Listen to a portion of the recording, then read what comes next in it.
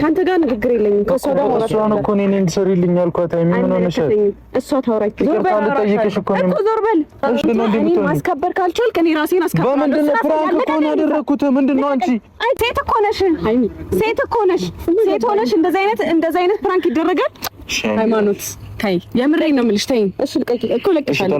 አንጀመረ ምን እናንተ ላምናችሁ አልችልም። ምክንያቱም ከኔ በፊት ትተዋወቃላችሁ። አይ ነው ግን ያን ሁሉ ነገር የምታወሪውን ነገር እንኳን ነው ቂሽ ገብቶሽ ቴክስት ማንበብ ትችላለሽ። ደግሞ ስማ አይመለከተኝም። ከዚህ በኋላ የፈለግከው ማድረግ ትችላለህ። እኔ ግን ተው፣ ዛሬ መጣሁት ፍፄ ስላለኝ ነው። በቃ ትሰማላ።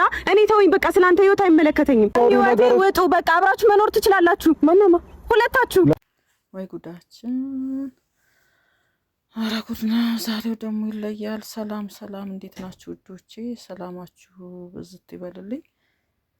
ደስተኛ አይደለሁም እርግጠኛ ነኝ። ሁላችሁም በዛሬው ዕለት ባለው ፕሮግራም ደስ አላላችሁም። ያው ውስጥ ገብተዋል ሁሉም። ያው ሃይሚ ደግሞ ንዴቷ ታልበረደላት በስተቀር በጣም ተሰምቷታል። በጣም ተናዳለች። ነገሮችም ተጨማምረውባት ኮሜንቶችም ሁሉም ነገር ያባብስባታል። ያው እንግዲህ የሰሩትም ስራ ትክክል አይደለም በወቅቱ። ያው ይቅርታ መቀበል አቅቷታል። እንግዲህ እኔ አሁን በሷ ቦታ ሆነን እንትን ማለት አንችልም፣ ያው መፍረድም አንችልም። አንዳንዴ የሰሩት ስራ በእርግጥ ትክክል አይደለም፣ ግን ያው ጥፋቱን አውቆ ትላንትም ይቅርታ ጠይቋታል። ዛሬም ደግሞ ልጅቷ ጥፋቷን አውቃ ይቅርታ ነይና በይ ብሏት ተገኝታለች። እንግዲህ ሃይሚዬ ያው ይቅርታ ማድረግ አልቻለችም።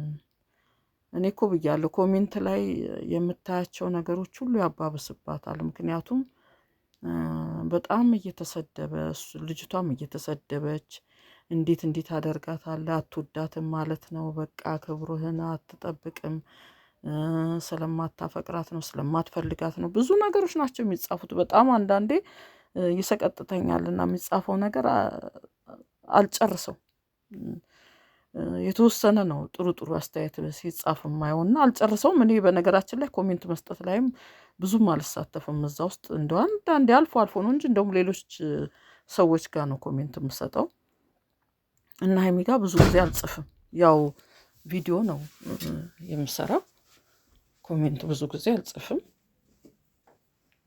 ስለዚህ ኮሜንት ውስጥ ያለው ነገር በጣም ይረብሻታል። ብዙዎቻችን እየተናገርን ነው። እሱም ኮሜንቶች ያራርቀናል የበለጠ የምትናገሩት ንግግር ብሏል። ዛሬም ደግሞ ተናግረዋል ይሄን ነገር።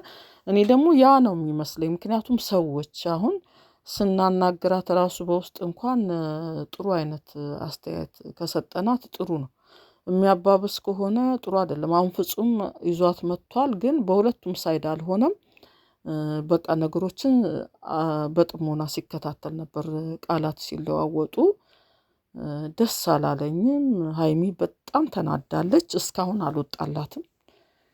የተለያየ ነገሮችንም ያው እንግዲህ ውስጧ ያለ ነገር አለ፣ ጥርጣሬ። ምክንያቱም የረጅም ጊዜ ጓደኛሞች ነን ስለሚሉ ኮሜንት ላይ ራሱ እዚህ የእሷ ፍቅረኛ የተባለ ውስጥ ራሱ ሼር ባደረገበት ውስጥ ስገባ ገብቼ ሳነብ ትላንትና ምንድን ያነበብኩት ወደ ጠዋት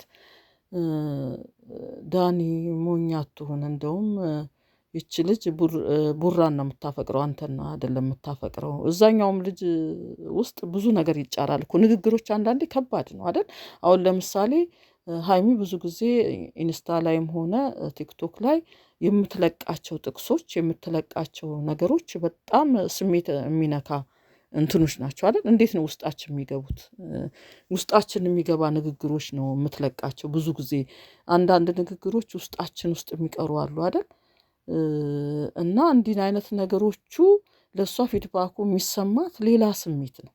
እና ለዚህ ነው እንጂ አሁን በሷ ቦታም ሳልሆን ሳላይዋ ቀርቼ አይደለም፣ የሱንም ሳልረዳው ቀርቼ አይደለም። አጥፍቷል፣ በጣም አጥፍቷል። ግን ሁለቱም የሚስማሙበትን መንገድ የምንፈልግ ሰዎች የተወሰነን ናቸው እንጂ ሌሎቹ አላጠፋም ምናምን ይሄ ጥሩ ነው አልጋ ላይ መውጣት እንዴ አልጋ ላይ ወታ መሆኑ እኮ ራሱ አንሶላ ውስጥ ገብታ መገኘቷ እኮ አሁን ለሷን ፍቅረኛ ቢሆን እንደገና ደግሞ ላይም ጥሩ አይደለም ስሜቱ። ግን ጥፋተኛ ነኝ፣ ፕራንክን የሰራሁት እኔ ማርያምን አለማል አይደል እንዴ ምንም ነገር አላደረኩም።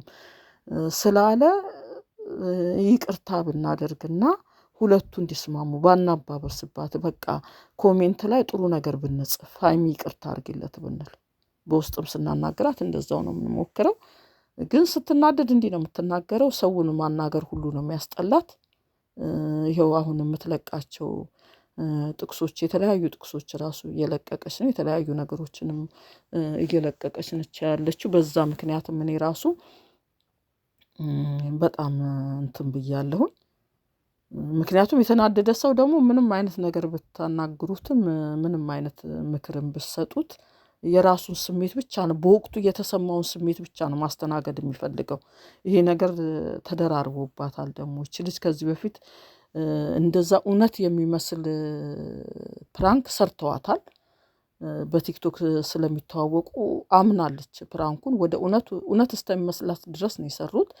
ያንን ትታ ደግሞ ያንን ትታ ከልጅቷ ጋር ሰላማዊ ነገር ለማድረግ ባሰበችበት ወቅት ብሩክ በሌላ መልኩ ቢያደርገው ፕራንኩን ጥሩ ነበር። በቃ ቤት ውስጥ መኝታ ቤት ድረስ መሄዷ እኔ ራሱ እንዴት አይነት ድፍረት ነው የሚለው ነገር ተሰምቶኛል። ግን ዛሬ ደግሞ ይቅርታ ስላልተደራረጉ ራሱ በጣም አዝኛለሁኝ። ያው ሁለቱም ንዴት ውስጥ ናቸው በዚህ ወቅት። ምንም ማለት አንችልም። እግዚአብሔር በመካከላቸው ጣልቃ ይገባ ነው የምንለው። አሁንም መልካሙን ነገር እግዚአብሔር ያደርግላቸው፣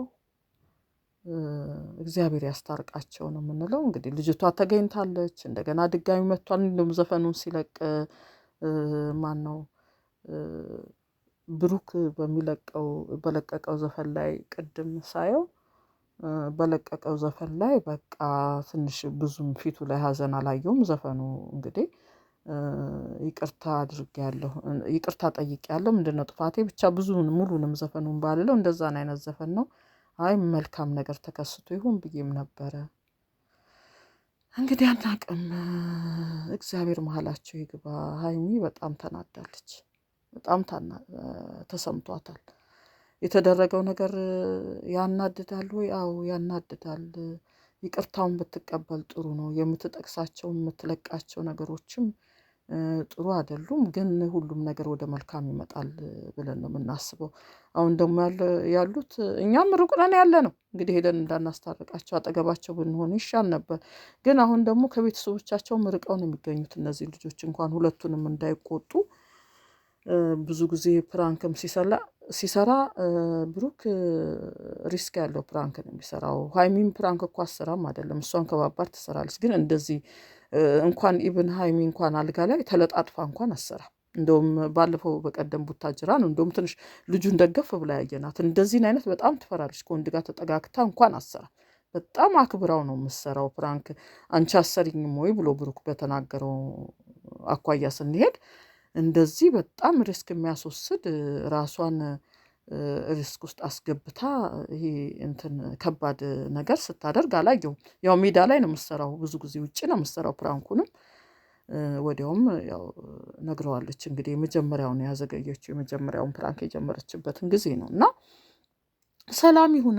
እንግዲህ መጨረሻ ላይ ብዙ ጊዜ ነው የማየው ታቤላቸውና የመጀመሪያ ቀን እሱ ከእሷ ጋር እንደመሳሳም ብሎ የተቀመጠው ታቤላ ደስ አላለኝም። ትላንትና ግን እንዲንቅ አድርገው ታቤላውን አይቼ እነዚህ ልጆች እንዴት ነው ግን እንደዚህ ሲያደርጉ አላየንም ብያለሁ። እስቲ መጨረሻ ላይ የሚለቀቀውን ይሄ መጀመሪያ ላይ ታቤላውን እስቲ በደንብ ብላችሁ ተመልከቱ።